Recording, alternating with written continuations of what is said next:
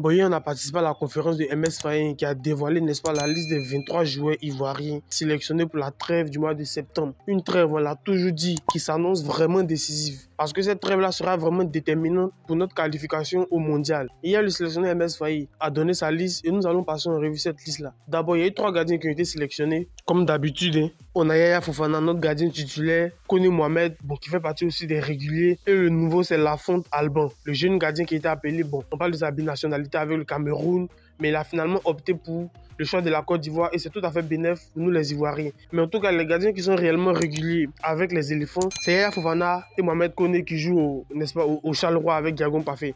Mais Yaya Fofana, on avait quand même assez de doutes quand même, parce qu'on se rappelle tous de son début de saison, n'est-ce pas? Il n'a pas participé, il n'a participé à aucun match avec Angers cette saison. 2 matchs, c'est 0 minutes de temps de jeu. Il évolue avec les nationales en équipe réserve.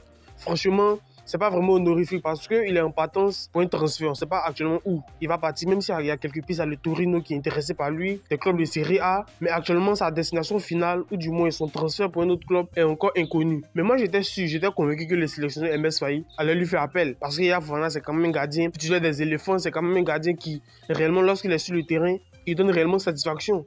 On a vu la trêve du mois de mars où il a réellement sorti le grand jeu. Il était très fort sur ses lignes. Et c'est réellement à cause de lui qu'on n'a pas encaissé face à la Gambie parce qu'on a fait quand même un match moyen où c'est vrai on avait la position. Mais après, lorsque les Gambiens se sont réveillés avec leur attaquant, n'est-ce pas, de Brighton, Minté, qui n'hésitait pas à monter, à porter le surnombre d'attaque, et Yaya Fofana a dû sortir le grand jeu et il a paré beaucoup d'attaques, de velléité adverse aussi. Et franchement, ça nous a été d'un grand apport parce que Yaya Fofana a vraiment prouvé ce jour-là, ou du moins durant cette trêve du mois de mars-là, qu'on peut lui faire réellement confiance. Après, c'est Mohamed Koné. Mohamed Koné est toujours le second. Mais comme je vous l'ai dit, il fait réellement partie, n'est-ce pas? Il y a l'absence de Badra Ali. On a remarqué, il y a Badra Ali qui n'est pas présent. Bon, lui, il a signé son contrat avec un club n'est-ce pas, de l'Afrique du Sud. Je ne me rappelle plus trop le nom du club. Il a signé son contrat là-bas, donc il est nouveau. Mais quand même, je suis un peu surpris qu'il n'a pas été appelé. Mais bon, peut-être c'était pour faire la part belle au nouveau, comme j'ai dit, Lafonte Alban. Parce que c'est le nouveau, peut-être il faut le sécuriser, etc. Donc il y a plein de paramètres qui peuvent rentrer en compte. Au niveau des 3 gardiens, il n'y a rien à dire. C'est les plus en forme du moment. Yaya Fofana, même s'il n'est pas réellement dans le rythme de la compétition, mais c'est quand même Yaya Fofana. Il n'a quasiment, ce n'est que 2 matchs où il n'a pas joué avec Angers cette saison. Et puis au début du championnat, on ne peut pas tout de suite tirer des conclusions. Enfin bref, au poste de gardien, en tout cas, ça va selon moi. Par rapport aux défenseurs, là, il n'y a aucune surprise. On a Emmanuel Agbadou, Clément Akpa, Ghislain Conan, Kosono Dillon, Ndika Ivan, Christopher Perry, Wilfried Sengo, Zogbe Luc. Parce qu'on se rappelle que Zogbe Luc avait fait son entrée, n'est-ce pas, durant ce tournoi-là qui s'est tenu en juin, là, le Canada Shield. C'est là-bas qu'il avait été titulaire, n'est-ce pas, lors du match contre la Nouvelle-Zélande, je crois. Et après, lors du prochain match, je crois que c'est Wilfried Sengo qui a été titulaire. Mais ce qui veut dire réellement que le coach MS Faye est dans une position, est dans une volonté, n'est-ce pas, de conserver certains joueurs. Parce que le fait qu'il soit réellement appelé aussi régulièrement avec les éléphants, parce que là, ça fait 2 trêves de suite, la trêve du mois de juin et la trêve, n'est-ce pas, du mois de septembre, où il est appelé régulièrement. Ce qui va lui permettre, n'est-ce pas, de connaître réellement le parfum de la sélection nationale de Côte d'Ivoire, d'avoir cette expérience-là, de pouvoir se fondre dans le moule. Surtout que je rappelle que lors du match contre la Nouvelle-Zélande en juin dernier, il n'a pas fait un mauvais match selon moi. Il était jusque là défensivement. Il était solide, même si offensivement, en tout cas, ça laisse quand même à désirer. Mais c'était sa première, on ne pouvait pas attendre très grande chose de lui, même si il joue à Brest, en tout cas, il n'est pas actuellement dans le rythme de la compétition. Donc, on peut contester quand même cette décision-là. Mais moi, je pense que le coach MS Faye s'inscrit dans une volonté de pouvoir garder ces joueurs-là. D'autant plus que les concurrents, ou du moins les titulaires indiscutables, qui sont Wilfried Sengo a été appelé. Mais Guelado actuellement est blessé. Et actuellement, lors des récents matchs avec Strasbourg, il ne figure même pas sur la liste, n'est-ce pas, des joueurs qui sont des 11 entrants ou même des remplaçants. Parce que lui aussi, il est en partance pour un transfert dont on ne sait pas réellement la destination. Il n'est pas réellement dans le rythme de la compétition, comme Luc Zogbe aussi.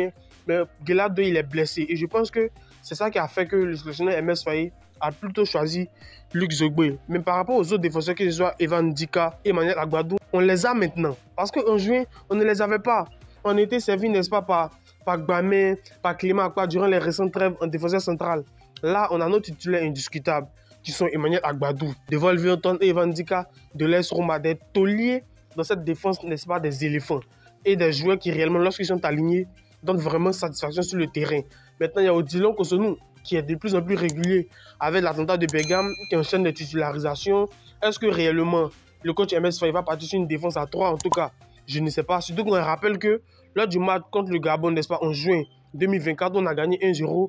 le coach MS Faye avait aligné une défense à 3, rappelez-vous. Même si réellement dans le jeu, ça n'a pas réellement donné satisfaction. Mais est-ce qu'il va pouvoir essayer ce schéma-là? On verra bien. Il y a Clément Akpa aussi qui accompagne, n'est-ce pas, ces joueurs-là. Et Clément Akpa est en train de monter crescendo.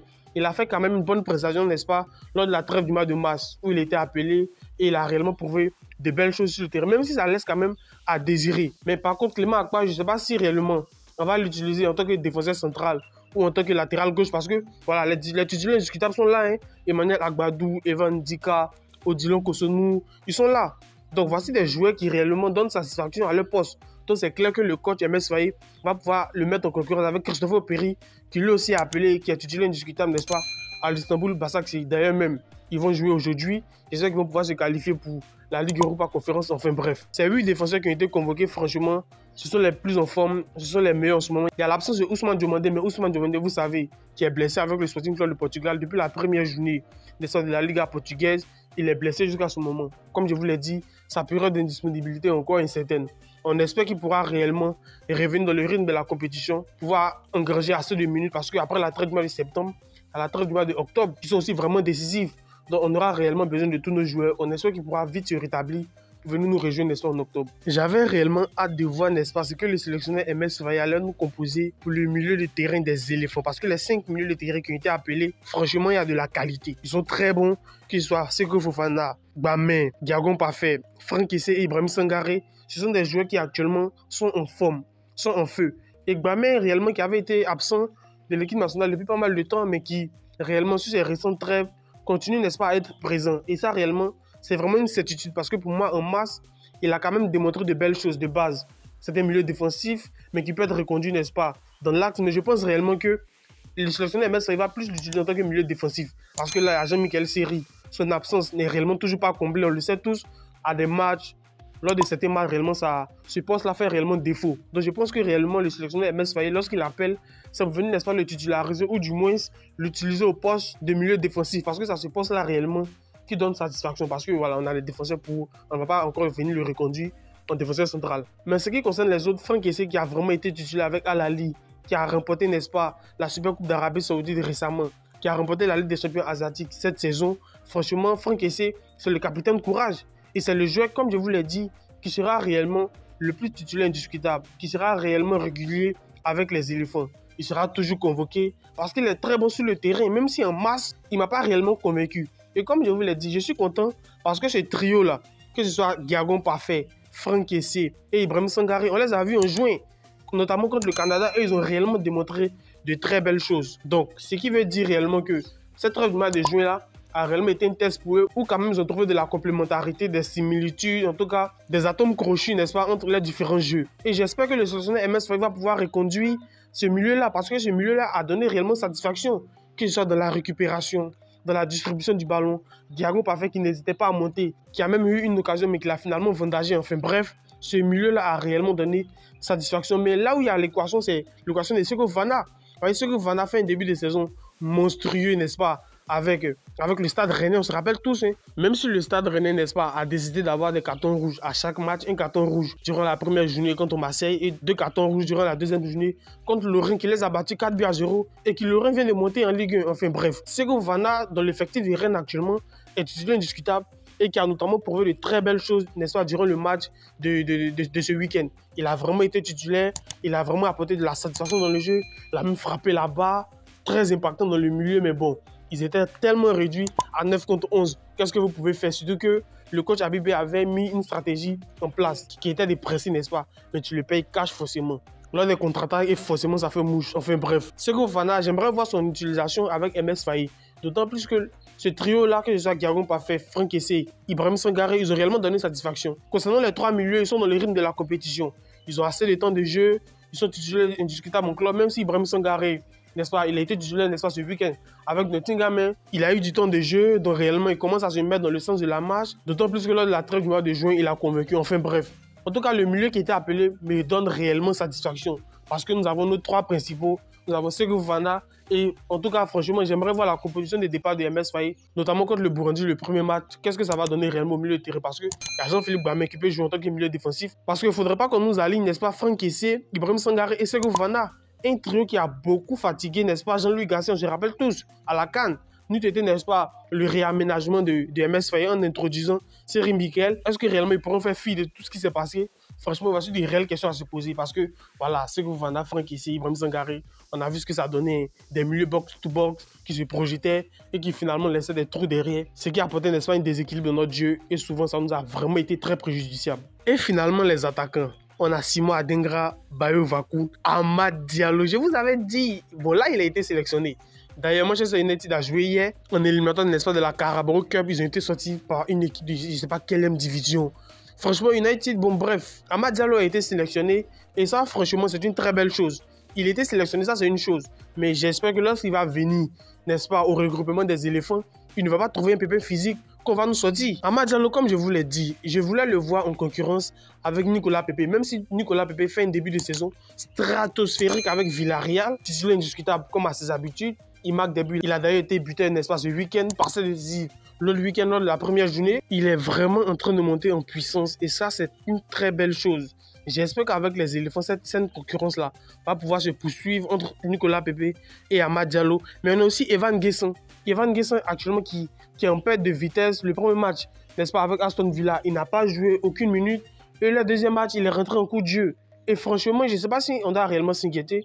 Mais c'est ses débuts. En Première Ligue, il savait réellement que ça n'allait pas être facile parce qu'il y a de sérieux concurrents, n'est-ce pas, à Aston Villa. Mais il a été sélectionné. Il a ouvert son côté but en mars dernier, chose que nous avons tellement réclamée. Avec les éléphants, MS Faye l'a toujours titularisé.